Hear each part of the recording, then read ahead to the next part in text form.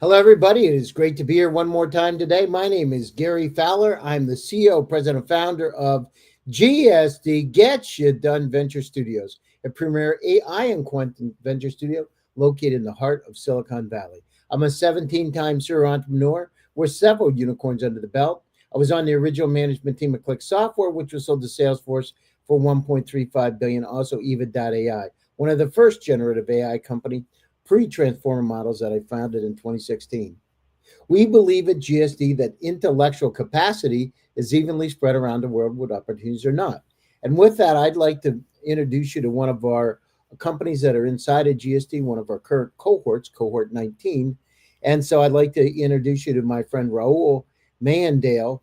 Rahul's the CEO of a stealth startup, Live 150, and has an incredible background from Pune to Harvard University, from Cummins and Novell, Stoplift, Cummins Auto Services, etc. We're going to jump in the brain of a serial entrepreneur that's done a lot of things and want to talk about how you can change the world and live longer. So with that, I'd like to bring my friend Rahul on. Hi, Rahul. Hey, Gary. So I got a question for you. So, first of all, I hope you're enjoying the cold weather. I don't know what it was what the weather was like in Pune when you were there, but I'm sure it wasn't as cold as it is in New York. Well, in Pune, 60 degrees would be freezing. And now living in New York, 40 degrees is a heat wave. Yeah, exactly. That's a real good day. People are thinking about taking their bikes out in their convertibles, right?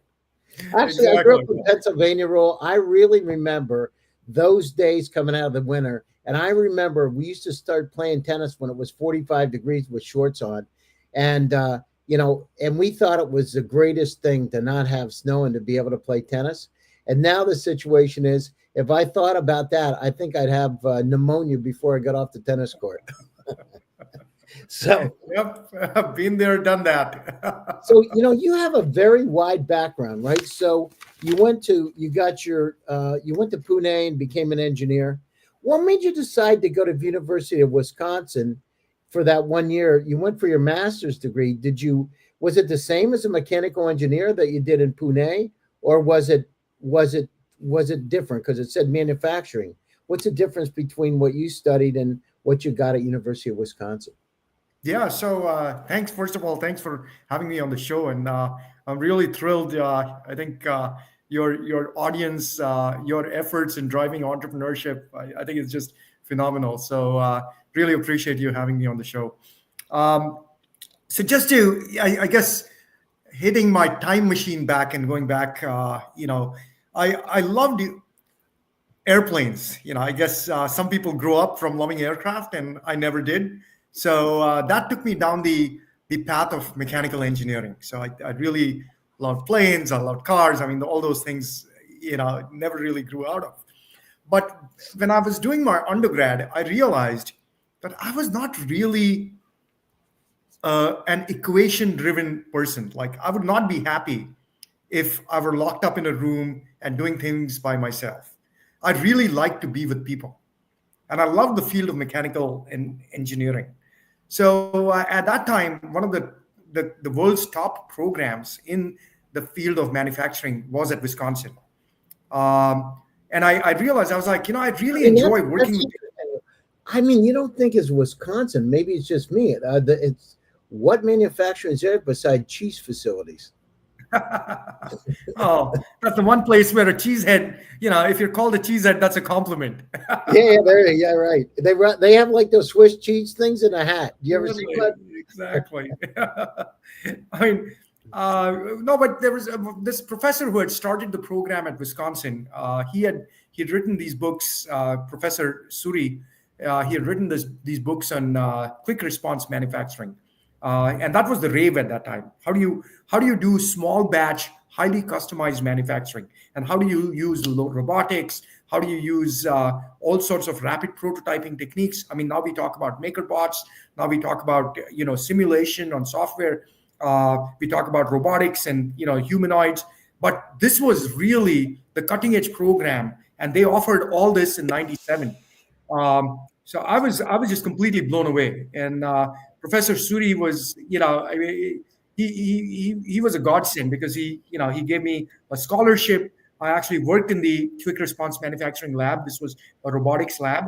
And the funny thing is, the University of Wisconsin is one of the two schools which has a nuclear reactor. So the other one's Stanford. Wait a And minute, wait a why is that? Was it because in the middle of nowhere? it's got a great engineering program. I mean, just one of the top engineering schools. Actually, what people don't know is that also the internet. The first stages of internet started off with the Big Ten schools and UIUC, Purdue, Wisconsin. These were the first programs which actually set up the internet infrastructure. So Was so that anyway, at the time of DARPANET or was that after DARPANET? I think this was during DARPA. I mean, this was all part of the whole DARPA program. Oh, interesting. Interesting, because I met Vinton Cerf. I've had a couple of times I met him. One of the father of the internet. He and another was it Mitch? Anyhow, I met him a couple of times out here, and we had some. I never asked him that question, but that's pretty interesting, right? Yeah, yeah. Wisconsin is that wow? And so so you come to Wisconsin. How did it feel, Rahul, after you're in Pune, where it's like 60 degrees is like cold? What did you think to yourself? Like, what's wrong with me? I still remember. I think it was when I landed. It was, I think, the 27th of August. So it was what one would call fall, right? Mhm. And I think the temperature was maybe Or like you would 50. call it winter in Pune, right? Exactly. I mean, it was 50 degrees, and I remember actually the department secretary came to the airport to pick me up. That's a whole different story as to why that happened. But she came to the airport to get me, and I was freezing. But the interesting thing was, it was actually a little bit of a reverse cultural shock. Uh, because, I mean, Pune at that time was about, I would say about 5 million people. Wisconsin was 500,000, maybe a million at the most. Uh, yeah, I think it was the cold.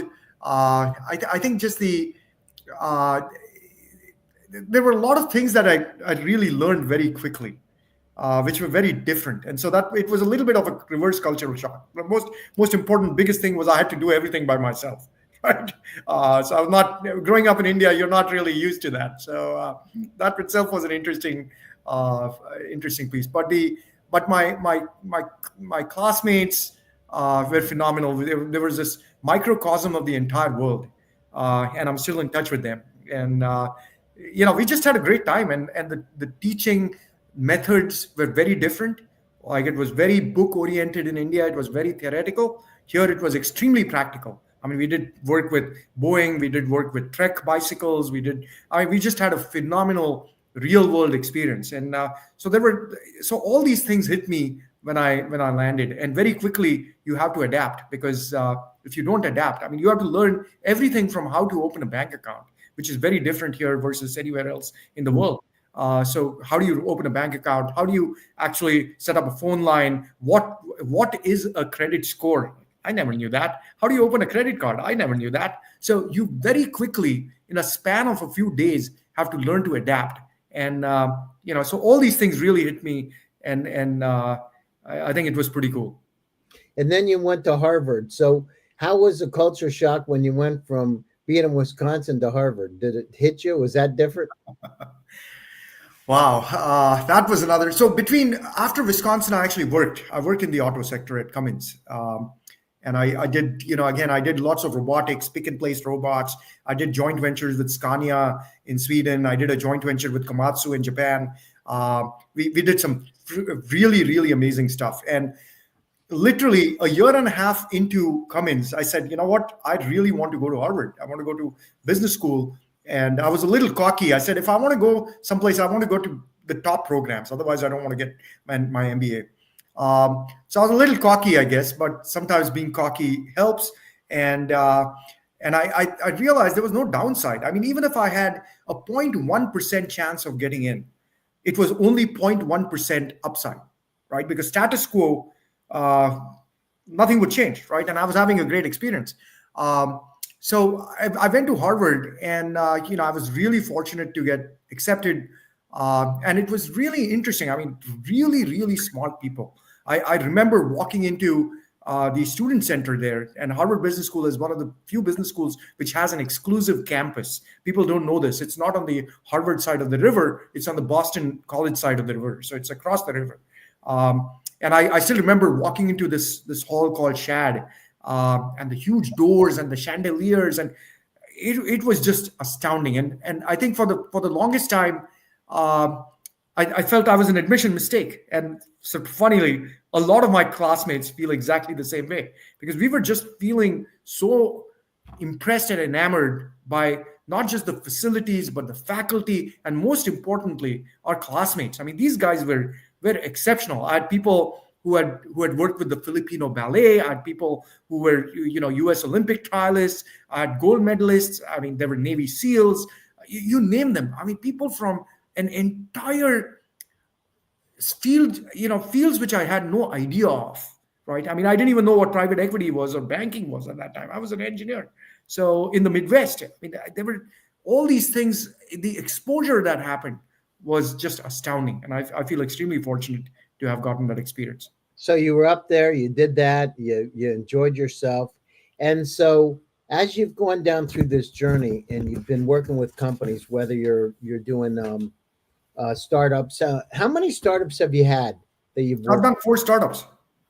And how was it? So how would your mentality shift from the time you were working at Cummins to the startups? How different of a mentality did you have? Oh, from Cummins to startups is completely different. I don't think you have experienced stress until you have done a startup. Because in a startup, the definition of a startup, and I speak at HBS on this factor too, is you are always constrained. You're constrained for capital, you're constrained for resources, you're constrained for talent, you're constrained on time, you're constrained on the sales pipeline, you're just constrained. But I always say that the definition of entrepreneurship is to create more value because of this constraint.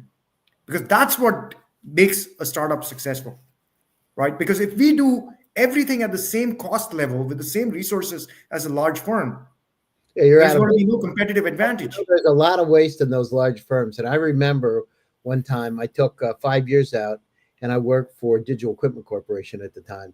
And I did it. I had already done my startups. I wanted to see what it was like. I got 5 promotions. I went down through it.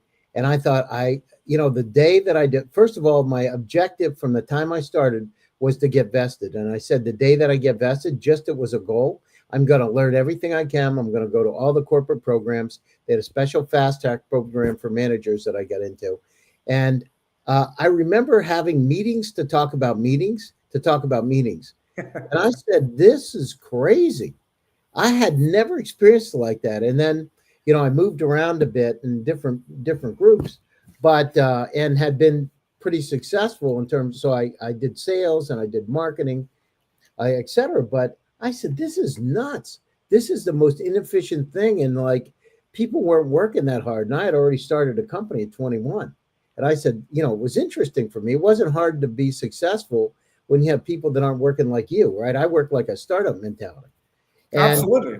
And then thinking out of the box, right? Doing all kinds of interesting things to think out of the box. But as you're going down through this journey, so you did that. What are the 3 biggest lessons that you've learned, Rahul, going down through and building a startup? What are the 3 lessons? So the first one I already covered, which is you're always going to be constrained. So that's number 1. Number 2 is you're always making decisions. You'd have 0 time for discussions and too much. You're always making decisions, and you're always making decisions with imperfect information. And that is the sense of leadership. So that's number 2.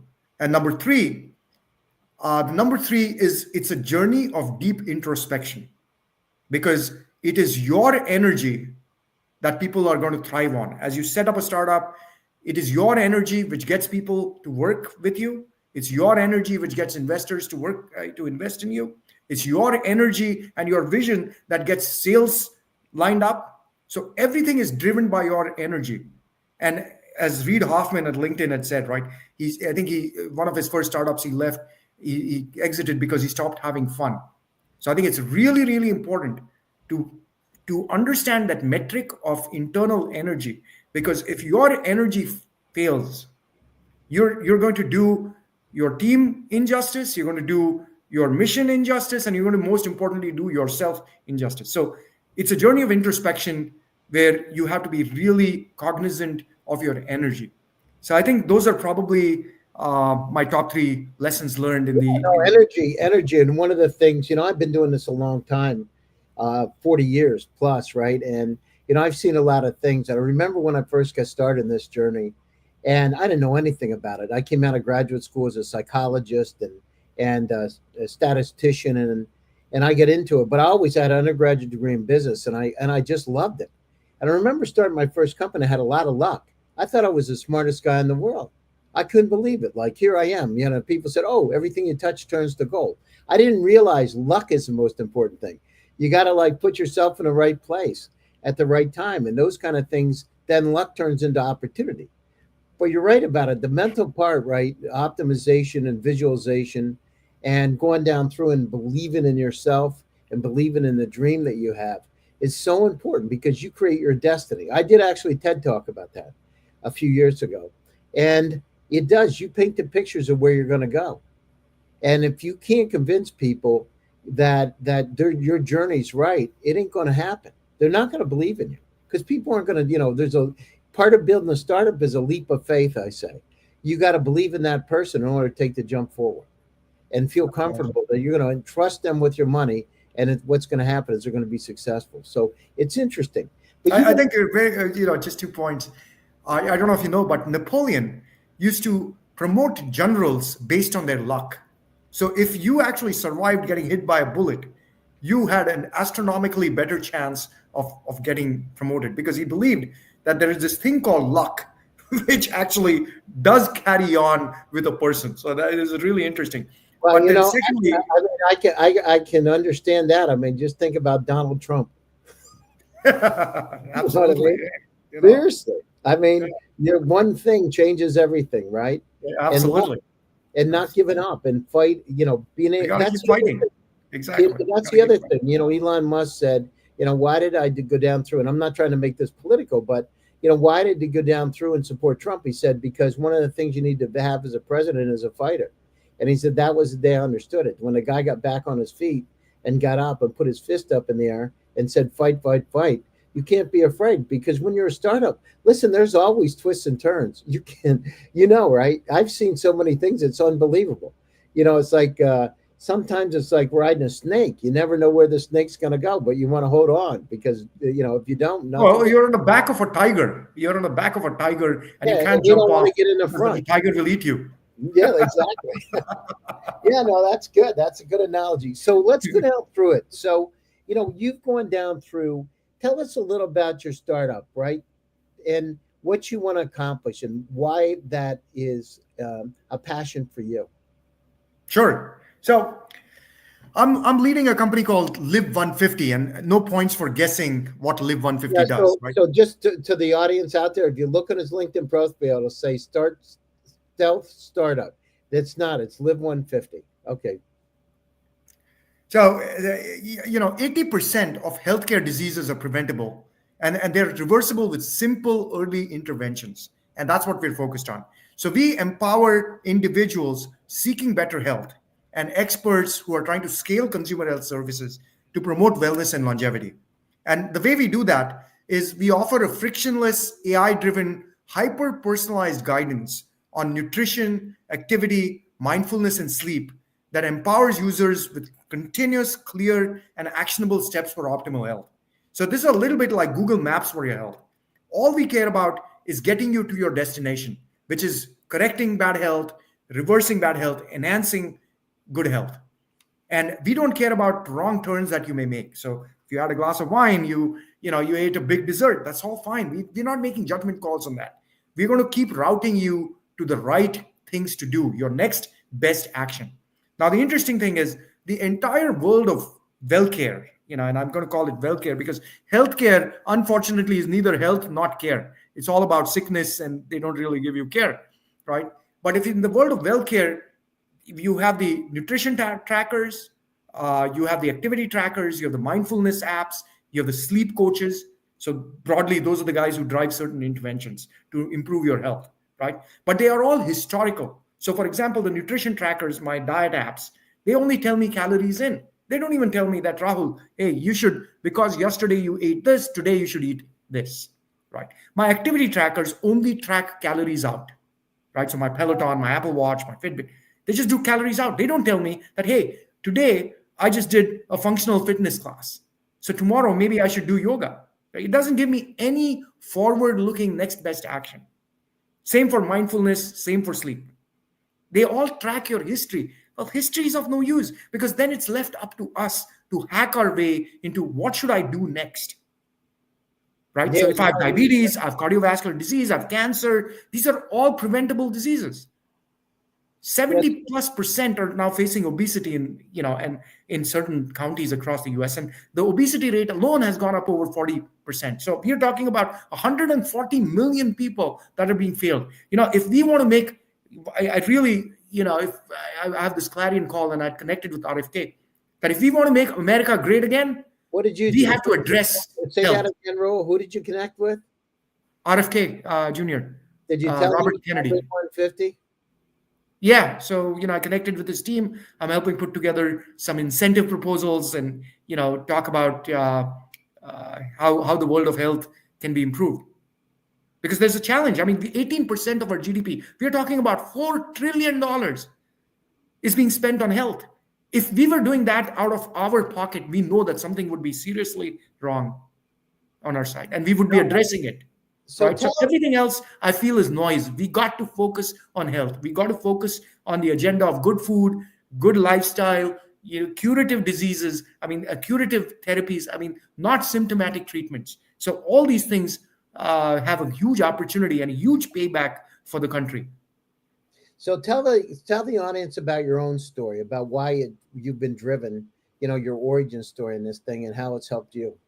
Absolutely. I was, I didn't realize post Wisconsin, I was a big meat eater, brats and bratwursts. That's what Wisconsin's famous for, right? So that's what I did. And I used to be, over 35 pounds more. I was borderline obese. And one day I realized, I'm like, whoa, this is not right because nobody cares for me. As an individual, I'm fighting scientists who are trying to push the wrong food. They're trying to make the food addictive. I'm fighting marketing agents. I'm fighting advertising. All these guys are trying to push you into the wrong spiral, which damages your health. Because that's economic reasons. That's how they get your money, right? Because they get you addicted to sugar or something else. Absolutely. And then all of a sudden you can't stop, or you can't stop. The thing is, you look at like some of these cereals with sugar on them, these flakes and all that. It's crazy. I remember as a kid I liked it, but the only reason I liked it because there was sugar on top of this thing. Absolutely. It's all about the sugar. There are these scientists who actually all these food companies have labs of scientists, and all they are trying to do is figure out how to make food as addictive as cocaine. Cocaine is the benchmark. They take MRIs and they figure out, how the brain lights up, and then they mimic that in food. So without giving names, one of the most popular chip companies, is the perfectly designed food. You can't stop when you eat just one. You take the second and you go through the third. You know why that happens? Because on one side of the chip is a high amount of sugar. On the other side of the chip is a high amount of salt. So by the time your brain processes sweet, it gets hit with salt. So it's constantly confusing the brain. But these are all tricks. And that's why, as a single individual, we know what it takes to get healthy. But unfortunately, we single-handedly are fighting incentives and motivations, which are very we don't know about. Exactly. So I improved my own health. My cholesterol had gone high. My blood pressure had gone high. My sodium levels were high. My sugar levels had gone borderline high. I was in the pre-diabetic range. And I was like, no, this can't happen. So I personally applied interventions around nutrition, activity, mindfulness, and sleep, and I've dramatically improved my health. Right. So when I went to my physician, so every Feb I go to my physician and we do a blood report. And she looked at me, and after seeing year 1, things went bad. Year 2, things in the world of health get exponentially worse. And year 3, everything was at an endurance athlete level. And she was like, what are you doing? Like, are you like running 6 hours a day? And I said, no, I just did these simple interventions which are sticky. And I figured out a roadmap on what changes to drive, and that helped me. And these same things have helped my team. One of my team members has lost 35 pounds. Another guy has lost 55 pounds. At an average, my 18-member team has lost about 5.5 pounds over the past 8 weeks, just using our AI-driven interventions. So we use AI, we come up with hyper personalized plans. It's all on WhatsApp, so you don't even need to deal with an app. And you do all this to get forward looking guidance along nutrition. So it tells you, hey, you know what, eat this, and it takes your preferences into account. If you're vegetarian, it'll take vegetarian. No, you have to think about it all the time, right? Exactly. That's the whole point. It's like Google Maps. Now you don't have to think about what to do next. This tells you, right? And it puts the power in your hand. Now, this is great. Listen, we're coming up to the top of the show already. So what are your closing thoughts, and how do people get a hold of you if they're interested in partnering or investing in the company? How do they get a hold of you? Yeah, so I'm absolutely on LinkedIn. So Rahul Mehendale, you can find me on LinkedIn, or it's rahul.mehendale at live150.ai. So they can email me, and I'm very responsive. To me, that's an important facet, and I'm always grateful to people giving feedback, motivated to join the journey, and helping others. I think we can all solve health together. No, I agree 100%. Rahul, I really appreciate you taking time out of your busy schedule to join us today. It's appreciated. And to all my audience out there, thanks for joining one more time. GSD Presents Silicon Valley AI and Tech. I'm your host, Gary Fowler. Stay happy, stay safe, and stay healthy. And I'll be back to you again soon next week with another exciting episode. Thanks, Rahul, and thanks, everybody. Have a nice week. Thanks, Gary. See ya.